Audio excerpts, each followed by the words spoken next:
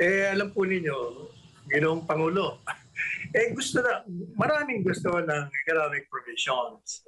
Although marami na rin nagsasabi na marami na tayong batas na niluwagan na natin, maluwag na maluwag na. Pero sa totoo lang, alam nyo, maluwag nga na sinasabi. Pero ang pagpapatupad dyan ay wala sa hulog. If you smell what the rock. I-break down natin yung mga sinabi niya. Number one, sabi niya, anong first na sinabi niya? It's doomed to fail. Doomed to fail. Mm-hmm. Doomed to fail. Mm-hmm. Well, an idea or an advocacy cannot be said absolutely doomed to fail. Kasi ipinanganak pa lang, pinapanganak pa lang. Hindi pa natin alam yan. It's too premature to say na ito'y mabibigo. Isang ideya lang konsepto, isang advocacy niya, isang mungkahi. Anong sabi pa ng Presidente Marcos Jr.? Na kayo po ang saksi, mga taga-pakinig dito at taga-panood, palagi natin pinagtatanggol itong Presidente Marcos Jr. nila. Pero at this particular issue, well, I have to respectfully disagree. And I'm pointing out why I'm disagreeing. That's the first one. The second one, sabi niya, it's a travesty of the Constitution. It's a violation of the Constitution. Tinitingnan ko yung saligang batas, wala akong makita ron na bawal ang mag-advocate ng isang ideya. Ang nakikita ko ron ay kinikilala ang kalayaan ng pagpapahayag ng mga damdamin, ng mga ideya. Kasama yan po sa freedom of expression, freedom of speech. Yan po ang nakikita natin. Ang sabi niya pa ay itong panawagan ay isang rebellion. Again, I will have to disagree. Kasi po, yung rebellion ay merong definitive definition sa ating revised penal code. Hindi po pumapasok sa rebellion. Wala naman nung sinasabi na labanan ng gobyerno, hindi rin pwedeng sedition, at sinasabi naman ng ating revised penal code, kailangan ito pag-aalsa ng maraming tao. May karahasan, may pananakot. Wala ho lahat yun. Yung Presidente Duterte, yung dating Presidente, ay nagsalita lang. Siguro maganda maghiwalay tayo. Ano pa ang sinabi niya? Ang sabi niya, hindi niya papayagan na pagkaroon ng diminishing ng territory. Teka muna, mawalang galang no. Presidente Marcos Jr., wala nang madidiminish kahit na magkaroon ng pag-aaklas. Sapagkat kung merong mang hiwalay na Mindanao Republic, ang bubuo po nito ay mga Pilipino din. Mga Pilipino rin Isang lahi tayo Katunayan, pag nagkakaroon nga ng Republic of Luzon, Republic of Visayas, Republic of Mindanao, o hindi tatlong bansa tayo, pero puro Pilipino. O parang magiging tayo, United States, kung maging estado man, yung tatlo, United States of Filipinos, di ba? So, walang pagsisira. Kailangan maging bukas po ang isipan natin dito. Palagay ko yung mga tagapayo ng Pangulong Ferdinand Marcos Jr. Naumpisahan kasi itong mga ex-cabinet members ng Pangulong Duterte. Talagang mabait ng presidente natin Ayaw ipahiya Sinabi nga, pinangunahan niyo pa ang Presidente Marcos Jr. Mr. President, this is just a suggestion. It is just a concept. It is an idea. And that is recognized by international law.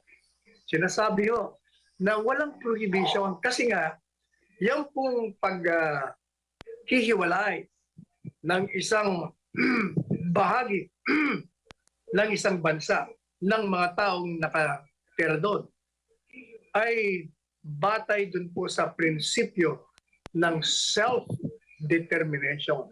Madalit sabi, yung mga tao ay may karapatan na lumikha ng kanilang kinabukasan batay sa kanilang pangangailangan. Kung ang mga tao sa Mindanao ay naniniwala na sa pangkasulukuyang sistema, hindi sila nabibigyan ng kaukulang pansin. Ang development ng kanilang lugar ay hindi po kasing bigat, kasing pag-unlad ng Visayas at Mindanao. Aba, may karapatan doon silang talagang mag-isip. Teka muna, bakit naman Visayas at Luzon lang? Kami rin, buti pa magtayo na rin tayo ng ating sariling estado. Iyon po ang ideya. Hayaan po natin ito'y pag-usapan, tingnan natin ang kabutihan at hindi kabutihan bago po natin hatulan. Diyan po tayo dapat. Yan ang aking dyan. Alright. At Attorney Sala, no? Ayon, sinabi din ni Pangulong Bongbong na a divided republic cannot prosper. Sabi niya sa kanyang... Sabi nino, sino sabi? Si Pangulong Bongbong Marcos, he said that... Kala ko si Bongo. A divided republic cannot prosper. Not necessarily. Pag sinabi mo kasing divided republic, yung republika nagbabanggaan.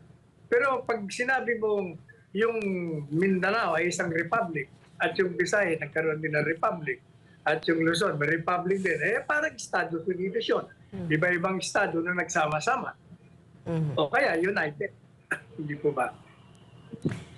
At yan ang kanyang pananaw.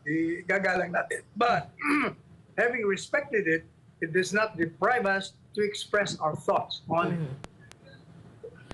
And how about dun sa ini-emphasize ni Pangulong Bongbong Marcos that ang kanyang position or his administration's position is introducing reforms to our constitution, extends to economic matters alone or those strategically aim at boosting our country's economy, nothing more. Yun lang, economic provision lang. Alam po ninyo, Ginoong Pangulo, maraming gusto ng economic provisions. Although marami na rin nagsasabi na marami na tayong batas na niluwagan na natin, maluwag na. Pero sa totoo lang, alam nyo, maluwag nga na sinasabi. Pero ang pagpapatupad dyan ay wala sa hulog. Alam niyo ba kung bakit? Ako kahapon, may ka-meeting po ako mga Koreano. Nag-i-invest dito sa ating bansa. Pumasok sila, nakakuha sila ng lisensya to operate a business. Abay, maniwala kayo. Biglang tinanggalan ng lisensya.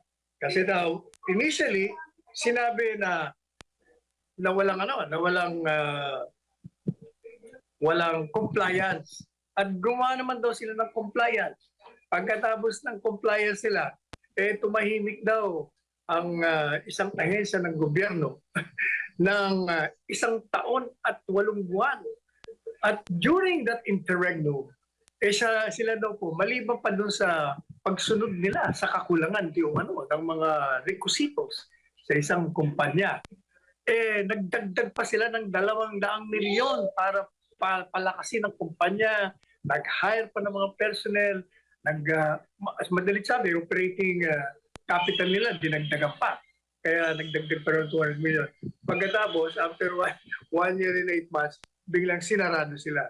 Kaya sabi sa akin ng mga Koreano, sabi niya mukhang dito sa bansa lang na ganito, na hindi tinutulungan ng gobyerno yung mga pumapasok ng mga dayuhan. Kami nandito para tumulong. Bakit ganito? Yan ang problema nga dyan. At hindi lamang yan. Kasi nung nasa Malacanang po tayo, kausap ko yung ambassador ng China, kinakantsawan ko kasi. Yung dati hindi yung bago. Sabi ko, Mr. Ambassador, ang dami yung pangako, yung inyong bansa, na daming investment na papasok dito. Mga malalaking kumpanya sa China. Pero walang nangyayari. Alam niyo po ang sabi, huwag niyo kaming sisihin. Kasi ang hirap magnegosyo dito sa inyong bansa. Ang dami kayong requirements. Kulang pa ang incentive. Madalit sabi, binubuksan nga natin. Pero bakit yan ang reklamo sa atin? Yan ang aking katanungan. Mahirap pag it's not hindi enough yung pag-amyenda sa Constitution kung wala ding pagbabago dun sa kung wala yung good governance. Is that it, Attorney Sal?